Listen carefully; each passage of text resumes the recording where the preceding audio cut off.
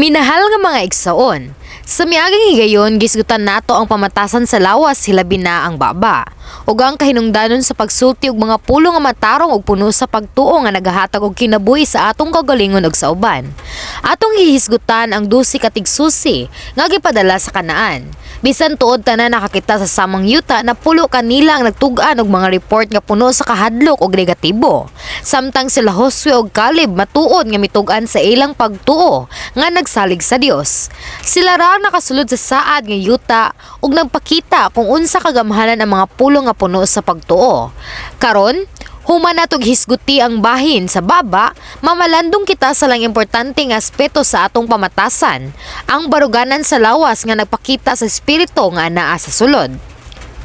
Ang uban sa labing mapuslanong mga pulong mao kadtong nagatanom og pagtuo, pagpangwali, pagdasig ug paghatag og kadasig.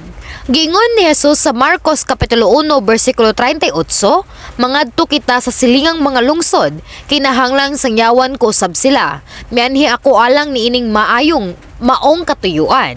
Sa samang paagi, misulti usab ang Apostol Pablo sa unang Korinto Kapitulo 9 versikulo 16, wala ako'y katungod sa pagpasigarbo tungod lamang kay nagwali ako sa maayong balita, kay gisugo man ako sa pagbuhat niini.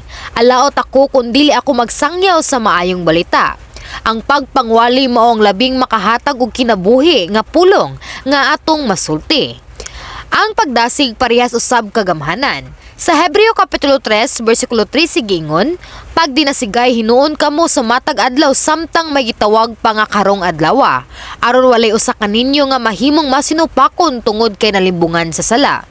Og sa unang Tesalonica Kapitulo 2, versikulo 11 giingon ni Pablo, sama sa amahan nga nagadasig sa iyang mga anak. Kining mga pulunga kinahanglan nga mugikan dili sa kasuko o paghukom, kundili sa gugma. Bisan ang mga malumo nga pulong mawala ang gahom kung ang kasing-kasing nga nagsulti niini kay sayop. Sa dili pa kita modasig, ato usa nga susihon ang atong mga kaugalingong kasing-kasing. Kuha ang mga kasugmuyo o kasuko o gampuha kini nga adunay gugma. Unya kung gipanguluhan sa Espiritu Santo ang atong mga pulong makahimo og hilom apan padayon nga kabaguhan. Giingon sa Panultihon Kapitulo 15 versikulo 23, malipay ka pag-ayo kung makaplagan mo ang hustong pulong alang sa hustong panahon.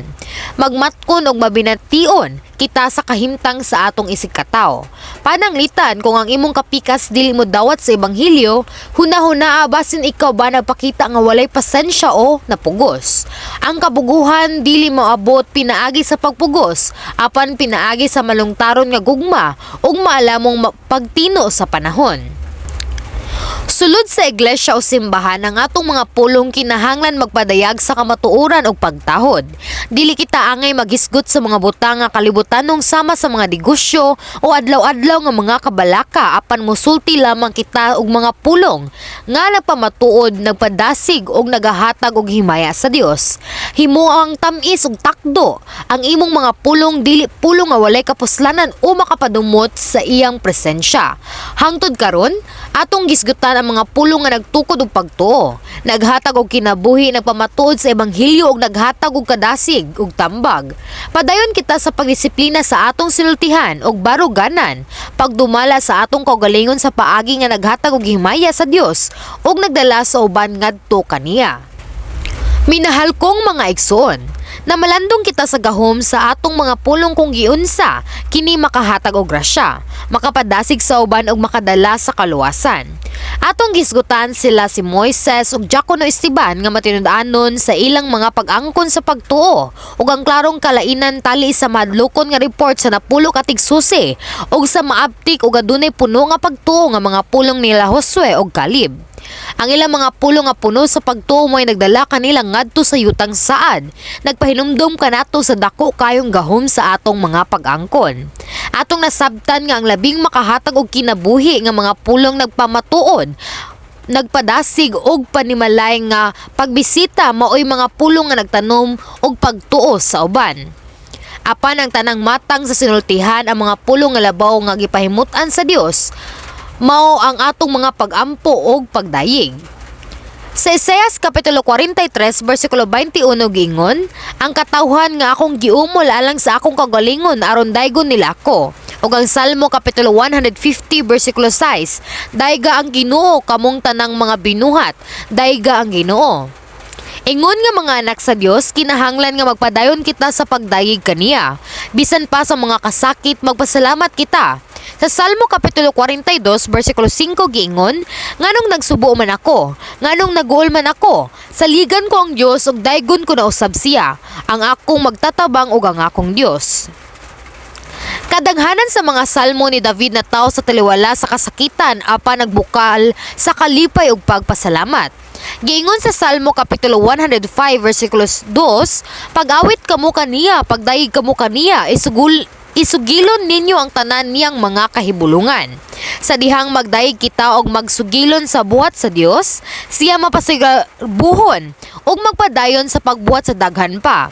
Nagampo ako nga ang matag usa kaninyo adunay baba nga puno sa kaalam, nga musulti og mga pulo nga puno sa grasya. Magampo ako og magdayeg og magahatag og himaya sa Dios sa tanang butang.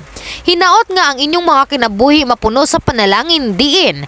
Ang tan-aw nga imposible mahimong posible, ug ang maayo mahimong mas labaw pa ka maayo. Hangtod karon nagpunting kita sa mapuslanong mga pulong, mga pag-angkon sa pagtuog mga pulong nga naghatag og kinabuhi. Apan bisan pa sa inyong mga katuyuan usahay makasulti kita og walay pag-amping o negatibo nganuman.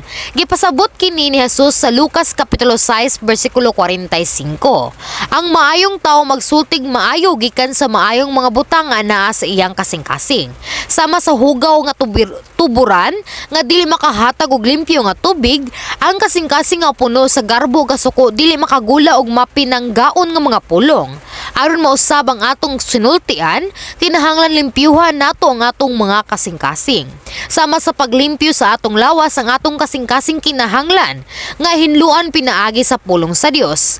Ang Biblia nagtudlo kanato unsay angay isalikway ug unsay angay ipadayon. Sa dihang kita mosunod ug magpaambit sa pulong, ang atong mga pulong kay mausab. Ang pagreklamo mahimong pagpasalamat, ang paghukom mahimong pagdasig. Hinaot nga ang imong kasing-kasing mapuno sa kaayog kamatuoran, aron ang imong sinultihan magagula sa kinabuhi ug kahayag. Minahal nga mga igsoon, adunay mga hugaw nga nasa lawom sa atong sulod sama sa kalawa nga kinahanglan kusgon sa pagkupot ug paglimpyo. Sa ingon nga mga kahimtang, ang puasa ug mainit nga mga pag-ampo nagasilbi nga espirituhanong panlimpyo nga nagtabang sa pagtantang sa giladmon nga mga bakak. Sa atong pagkugi sa maong proseso, ang grasya, gahom ug Espiritu Santo sa Dios magahinlo sa atong mga kasing-kasing matag adlaw. Sa paglabay sa panahon, bisan ang pinakagamay nga baka sa sala mahimong tantangon ug ang atong mga kasing-kasing mahimong putli nga tuburan sa mga pulong nga naghatag og kinabuhi. Kung limpyo ang atong mga kasing-kasing, ang atong mga buhat ug sinultihan magpakita sa maong kaputli. Giingon sa unang Juan Kapitulo 3 versikulo 18, mga anak, ipakita ta ang matuod nga paghigugma pinaagi sa mga maayong buhat dili sa mga pulong lamang.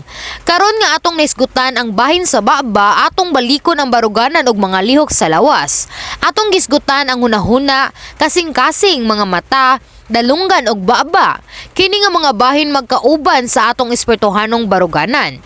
Ang baruganan dili lang bahin sa paagi sa paglingkod o paglakaw, kini mao ang gawas ng pamatuod kung unsay sulod nato. Kung makita natong usa ka tawo nga tinud-anay ang baruganan, atong mailhan kini pinaagi sa iyang tingog, hitsura og lihok. Bisan usa lang ka espeto sama sa baruganan makapakita kung adunay bakita pagka mahimayaon. Kung ang atong baruganan gipino diha sa Ginoo, atong madawat dili ilang ang pagtahod sa kalibutan, kundi ang otoridad nga gikan sa Dios.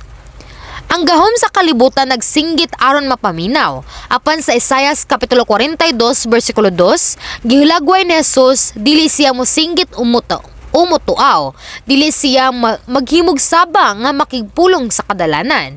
Bisan malumo ang og mapainobsanon sa Jesus adunay langit ng otoridad, tungod kinapuno siya sa gugma og kamatuoran. Ang iyang mahimayaong kinaiya migula gikan sa putli nga kasing-kasing. Kini ang baruganan nga angay natong sundon, ang matahom nga kasing-kasing nga nagtahod ug matahom nga mga buhat. Ang tinuod nga kapinuhan sama sa pamatasan dili mapalit o mapasundog, kini mugula gikan sa sulod. Giingon sa unang Timoteo kapitulo 4 bersikulo 7 hangtod sa 8, disiplinaa ang imong kaugalingon alang sa pagkadyosnon, kay ang pagkadyosnon mapuslan sa tanang butang, kay kini may saad alang sa karong kinabuhi ug sa umaabot. Ang atong panlabas nga pamatasan ang paagi sa pagsulti, paglihok ug pagbuhat, kinahanglan magpakita sa atong giusab nga kasing-kasing. Kung wala kini, dili kita makasidlak ingon nga kahayag o makapreserba ingon nga asin. Samtang ang basic nga pamatasan atong natunan sa katilingban, ang espirituhanong kapinuhan or refinement mas lawom pa. Kung wala niini, makita kita nga walay pagtagad. Kung sobra sad, mahimong makita kita nga bakakon. Gingon sa usa ka panultihon, ang maayong pamatasan mo ang yawi sa matinud-anong kinabuhi ug ang balance nga naghatag niini ang tinuod nga gahom.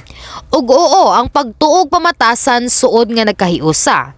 Gingon sa unang Pedro kapitulo 1 bersikulo 15, apan ingon nga balaan ang mitawag kaninyo, magbalaan usab kamo sa tanang pamatasan. Kung tinuod nga na usab ang atong kasing-kasing, ang atong pamatasan magpakita sa pagkabalaan sa Dios. Gingon sa Roma kapitulo 8 bersikulo 13, kung pinaagi sa espiritu inyong patyon ang mga buhat sa lawas, kamo mabuhi. Ang lawas dinhi nagsimbolo sa atong karaang batasan nga natawo sa kasaypanan. Sa wala pa ang pagkakasala ni Adan na puno sa espiritong kahibalo, ang iyang mga buhat kay gipino. Human sa sala ang iyang lawas na daotan ug apil usab ang iyang mga buhat. Si Cain nga napuno sa sala walay pagtahod sa Dios ug gipatay ang iyang igsuon. Nagpakita sa bunga sa dili balaan nga kasing-kasing. Aron mabuhi diha sa espiritu, kinahanglan nga atong patyon kining mga buhata ug magpakita kang Kristo sa tanang butang. Bisan human sa pagtalikod sa sala, usay makita gihapon ang karaang sinultihan o pamatasan. Aron tinuod nga mahisama sa Ginoo, kinahanglan mo tubo kita sa kalumo, kainit ug gugma. Sa susunod semana, atong tukion ang dugang pang mga aspeto nga kinahanglan ipino og pungan.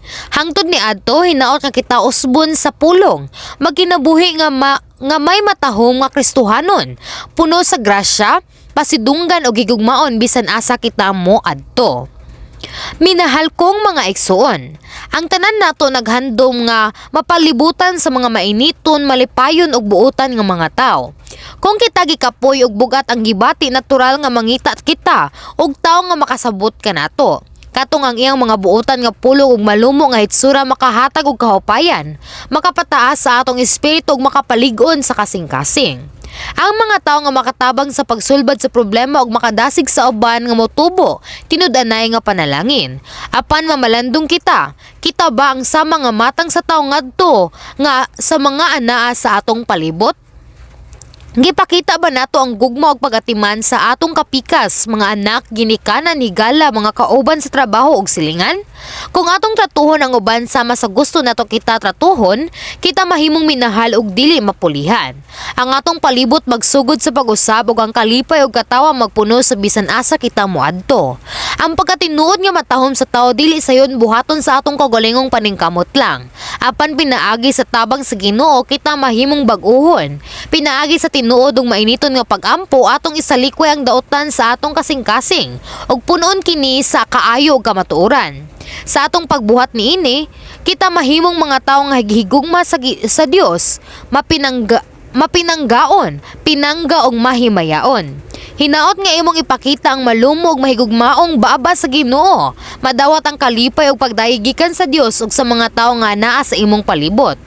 Nagampo ako sa ngalan sa Ginoo nga imong matagamtaman ang panalangin sa pagpuyo duol sa trono sa atong amahan nga Dios didto sa langit. Amen.